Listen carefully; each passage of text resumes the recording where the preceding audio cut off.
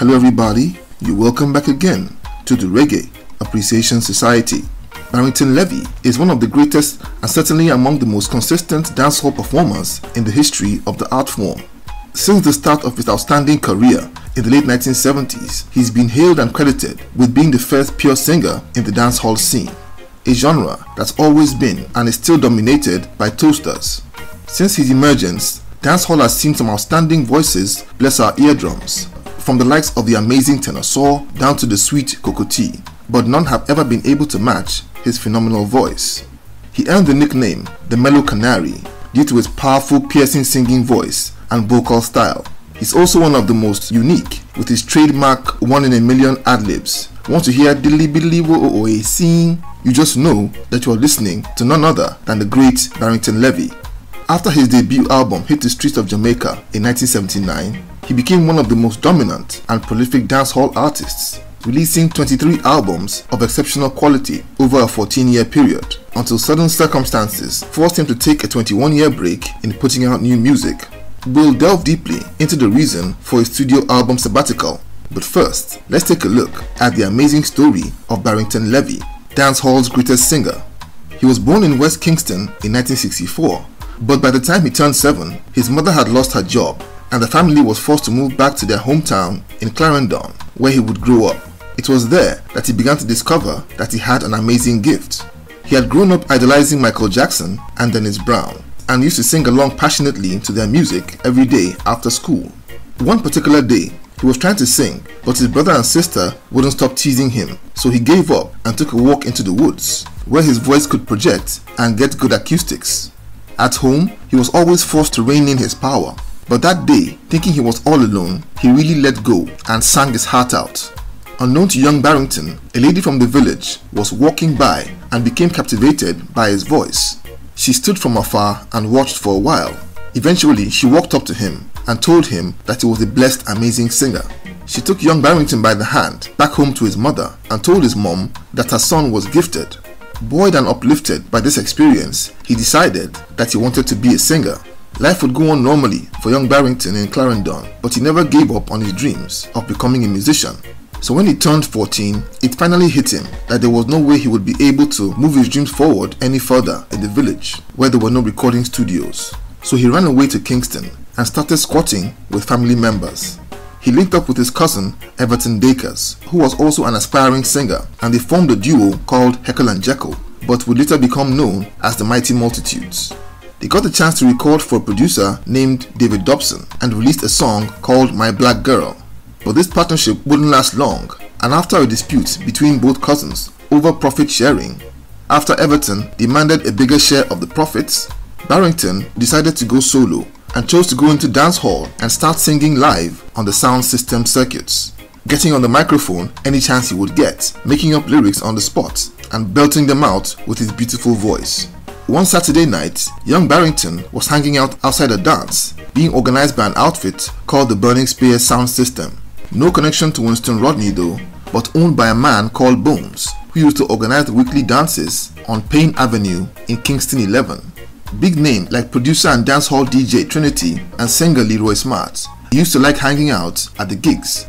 That particular night, Trinity walked outside the yard and recognized Barrington from the studio where he and his cousin had recorded My Black Girl. He took him inside, told him to pick up the microphone, and told the selector to give the young boy a rhythm.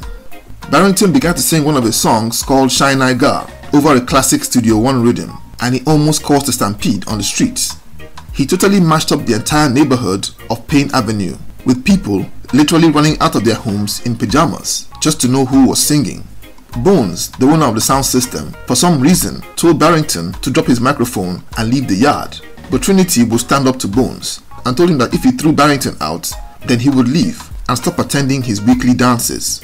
Trinity and Barrington became close from that night, and he would take the young lad to dances to get on the microphone and showcase his talent in Kingston. One day, he took Barrington to an event where popular singers Barry Brown and David Isaacs were scheduled to perform, and after they were done singing, he was given the chance to perform. When he got on stage, the crowd laughed at the scrawny kid and thought he would get slaughtered. But after blessing the microphone for a couple of songs, he won the crowd over and his popularity soared from that night. So a few days later, he was hanging out at Payne Avenue when a youth came up and gave him some news that would literally change his life. Superstar dancehall producer Henry Jonjo Laws had noticed his talent and wanted him to come over to the studio and sing over a rhythm that he had ready. Barrington dashed to the studio and recorded the track Aya We Dey, which impressed Jonjo a great deal.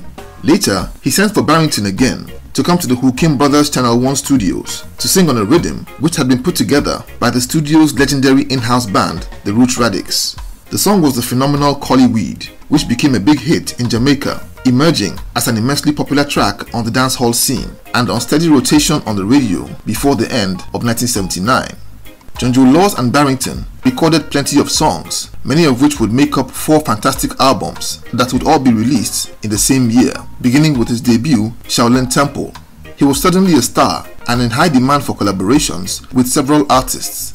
He released 2 albums in 1980 and ended the year on a high with a sensational performance at that year's Reggae Sunsplash, and would be recalled for an amazing encore in 1981.